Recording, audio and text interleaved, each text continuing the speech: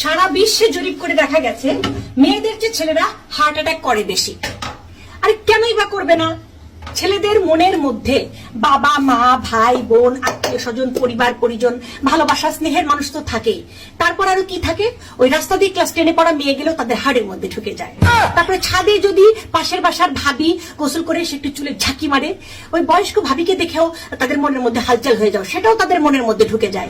তারপর রাস্তাঘাটে চলতে গেলে তো আরো কতজন মনের মধ্যে ঢুকে তা তো বলার কথাই নেই। এতজন যখন মনের মধ্যে থাকে ঢুকে থাকে, ঠিক আছে, ট্রাফিক জ্যাম লেগে যায়, তখন যখন মানে আসল আসে, হার্টের রানী যখন আসে, মানে তার বউ বিয়ে করে যাকে নিয়ে আসে, সে যখন এসে হার্টের মধ্যে ঢুকে দেখে ও মা গো তো ট্রাফিক জ্যাম লেগে গেছে আমার জায়গা কই, তখন ঝাঁটা দিয়ে যখন হার্টের মধ্যে বউ ঢুকে এগুলাকে মানে ছাটাই করতে থাকে, তখন ছেলেরা ওগুলো নিতে পারে না। কারণ তাদের বউও লাগবে, পাশের পাশের ভাবিও লাগবে, তারপরে হচ্ছে মায়া মহব্বতের সবাই লাগবে, তাদের দুনিয়ার সবকিছু লাগবে। তখন তারা কি করে? হার্ট অ্যাটাক করে মরে যায়, ঠিক আছে, মরে যায়। আর আমরা মেয়েরা কেন মরবো? আমাদের মেয়েদের মনের মধ্যে তো অন্য কিছু থাকে না। আমাদের মেয়েদের মনের মধ্যে থাকে হচ্ছে শুধুমাত্র বাবা মা ভাই বোন।